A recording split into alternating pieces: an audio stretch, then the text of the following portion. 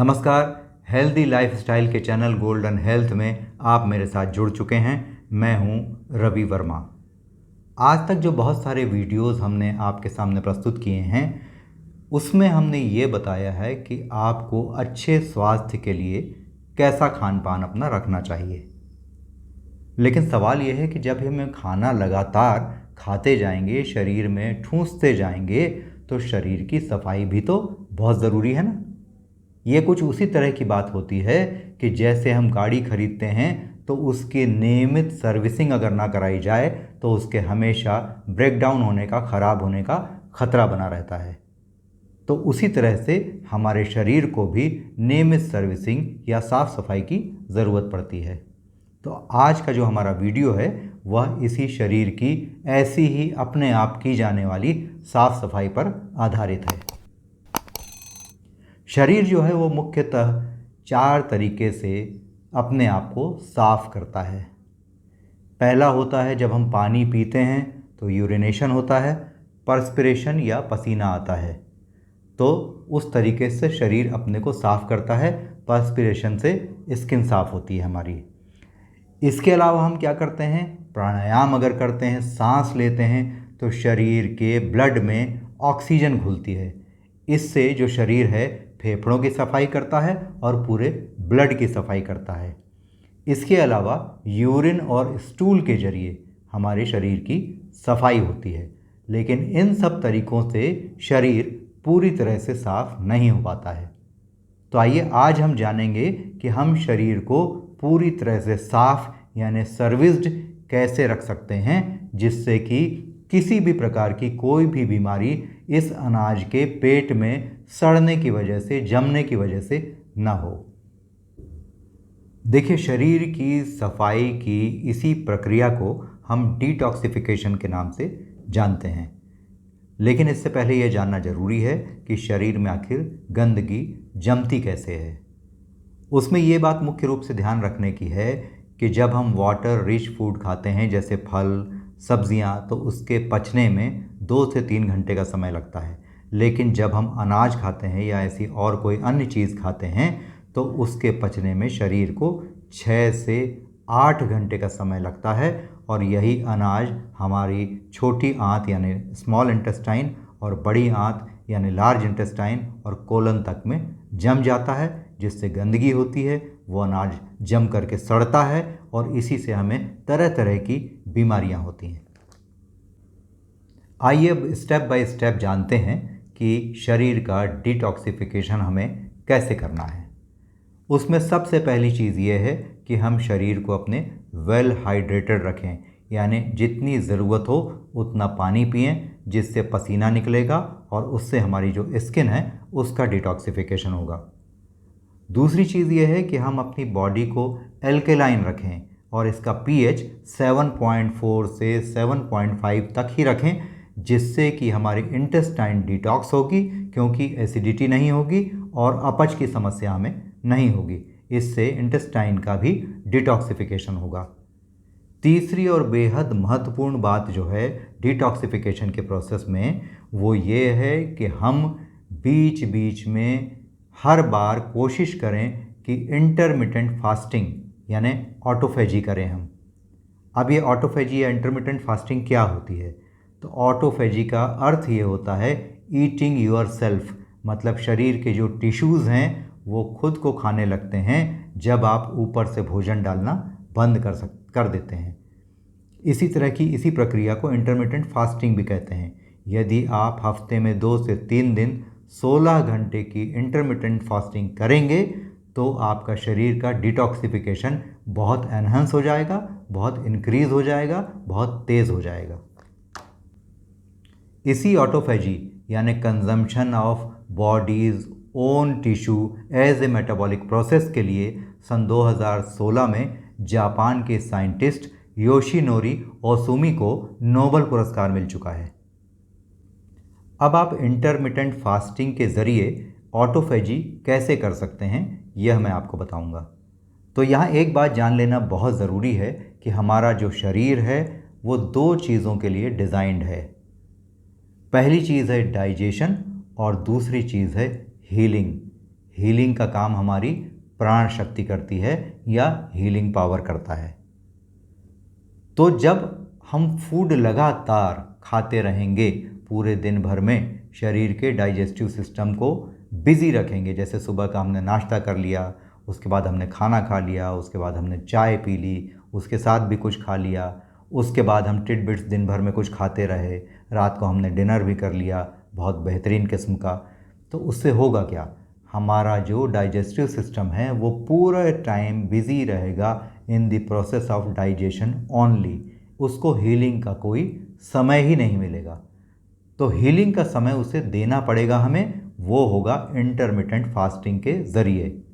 देखिए आयुर्वेद में भी ये कहा गया है, लंघनम परम औषधम, यानी जितना आप उपवास रखेंगे उसका शरीर में उतना ही ज़्यादा लाभ होगा और शरीर की जो प्राण शक्ति है या हीलिंग पावर है वो उतना ही अधिक उसको रिपेयर करके बीमारी से मुक्त रख सकेगा। अब देखिए मैं आपको समझाता हूँ कि ये इंटरमिटेंट फास्टिंग 16 घंटे की आपको करना कैसे है। ये बहुत ही सिंपल है। इसके लिए ये है कि आपको रात का भोजन 7:30 से 8 बजे के बीच समाप्त कर लेना है। उसके बाद आपको कुछ भी नहीं खाना पीना है। कब तक? 16 घंटे तक। अगर आपने 7:30 पे खाना ख़त्म किया है तो दूसरे दिन दिन के 11:30 बजे तक आपको कुछ भी खाना पीना नहीं है। लेकिन आप पानी पी सकते हैं और ब्लैक टी या ब्लैक कॉफ़ी बिना शुगर और बिना मिल्क के आप ले सकते हैं। इससे जो शरीर की हमारी प्रोसेस ऑफ डिटॉक्सिफिकेशन है वो काफ़ी फास्ट हो जाती है। धीरे धीरे जब आपकी आदत पड़ जाए, हफ्ते में 2 दिन आप इसको कर पाएँ, तो आपको इसे 16 से बढ़ाकर 18 घंटे तक करने की कोशिश करनी चाहिए। और दूसरी बात ये भी है एक बहुत ख़ास, कि जब इंटरमिटेंट फास्टिंग आप दूसरे दिन तोड़ेंगे यानी अपना फास्ट समाप्त करेंगे, तो या आप कोई फ्रूट खाइए या कोई वेज का जूस पीजिए, वेजिटेबल जूस पीजिए आप। उससे आपके इंटरमिटेंट फास्टिंग की प्रोसेस जो है वो तेज़ हो जाती है। मैं एक दिन में 210 यूनिट इंसुलिन लिया करती थी और अब वो सारी छूट गई है। उपवास ने मेरी जान बचा ली। ये दवाई से भी अच्छा है। मैं हाई ब्लड प्रेशर और कोलेस्ट्रॉल कम करने की दवा ले रही थी और वो 2 हफ्ते बाद आई और उसका ब्लड प्रेशर नॉर्मल था और अब मैं कोई दवा नहीं ले रही हूँ। उपवास उतना ही प्रभावकारी है जितनी की कीमोथेरेपी। No cancer. 21 साल से मैं हूँ कैंसर फ्री। जो उपवास या इंटरमिटेंट फास्टिंग हम करते हैं उस समय हमारी बॉडी की जो प्राण शक्ति होती है वो स्वेटिंग के ज़रिए, यूरिन के ज़रिए, स्टूल के ज़रिए हमारी बॉडी के हर अंग की गहराई से सफाई करती है। अब मैं आपको बताता हूँ डिटॉक्सिफिकेशन के बहुत महत्वपूर्ण स्टेप के बारे में। देखिए जैसे हम नियमित ब्रश करते हैं 1 बार या 2 बार करना बहुत अच्छी बात होती है, तो उस वक्त हमारे मुंह की पूरी सफाई होती है। उसी तरह से हमको अपनी इंटेस्टाइन की, अपने पेट की भी सफाई ठीक से करनी चाहिए। अब आप कहेंगे कि जब मुंह में हम पानी डाल के साफ़ करते हैं, ब्रश से साफ़ करते हैं, तो ये प्रक्रिया हम अपने पेट या इंटेस्टाइन के साथ कैसे कर सकते हैं। तो वही मैं आपको बताने जा रहा हूँ कि हमारी जो इंटेस्टाइन है, स्मॉल इंटेस्टाइन, उसकी सफाई तो हम तब कर लेते हैं अगर हमने क्वालिटी फूड लिया है। अच्छा फूड ले करके हम उसे रिलैक्स कर देते हैं और वो अपने आप को साफ़ कर लेती है। लेकिन जो बड़ी आंत का हिस्सा होता है, कोलन का हिस्सा होता है, उसकी सफाई नहीं हो पाती और इसे हमें हाइड्रेट करना या इसमें हमें पानी देना और पानी से साफ़ करना बेहद ज़रूरी हो जाता है।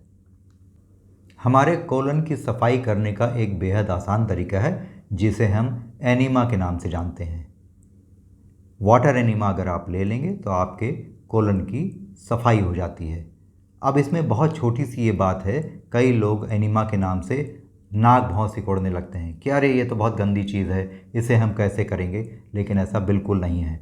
आप यह पहले जान लीजिए कि जो भी भोजन आप करते हैं वह आंतों से चिपकता है, कोलन से चिपकता है, चिपकने के कारण सड़ता है, बहुत पुराना हो जाता है, उसके कारण टॉक्सिन्स जनरेट होते हैं और यही टॉक्सिन्स हमें दुनिया भर की बीमारी देते हैं। इसे आप अपने टॉयलेट में रबर मैट बिछाकर आराम से ले सकते हैं। इसके लिए आपको एक ऐसा एनिमा पॉट लेना होगा और इसे ठीक से साफ़ करके इसमें पानी भरकर 4-5 फुट ऊपर रखना होगा। इसके बाद इसमें इंसर्ट होने वाले नोज़ल पर हल्का नारियल तेल लगाकर इस नोज़ल को लगभग 2 से 2.5 इंच एनस में डालना होगा। इसके बाद आप पानी को ऑन कर दीजिए। लगभग 300 से 400 ml तक पानी आपको अंदर लेना होगा। इसके बाद आप लॉक इसका बंद कर दीजिए। इसके बाद नोज़ल को बाहर निकाल दीजिए और पानी को अपने अंदर काफ़ी देर तक, लगभग 5-7 मिनट तक, जितनी देर आपसे हो सके उतनी देर उस पानी को होल्ड करिए और इस बीच टहलते रहिए।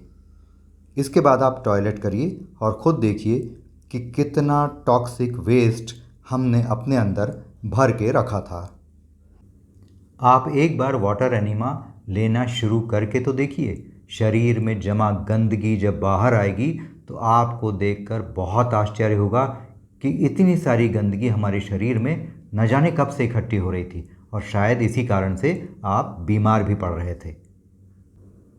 देखिए, शुरू में जब हमें वाटर एनिमा लेना शुरू करना है तो हमें करना यह चाहिए कि पेट को सुबह पहले नेचुरल तरीके से साफ़ हो जाने देना चाहिए और उसके 1 घंटे बाद ही बिना कुछ खाए पिए हमें वाटर एनिमा लेना चाहिए। शुरू में होता यह है कि हमें 21 दिन तक लगातार यह एनिमा लेना होता है, जिसके कारण हमारे शरीर की सफाई बहुत अच्छे तरीके से हो जाती है।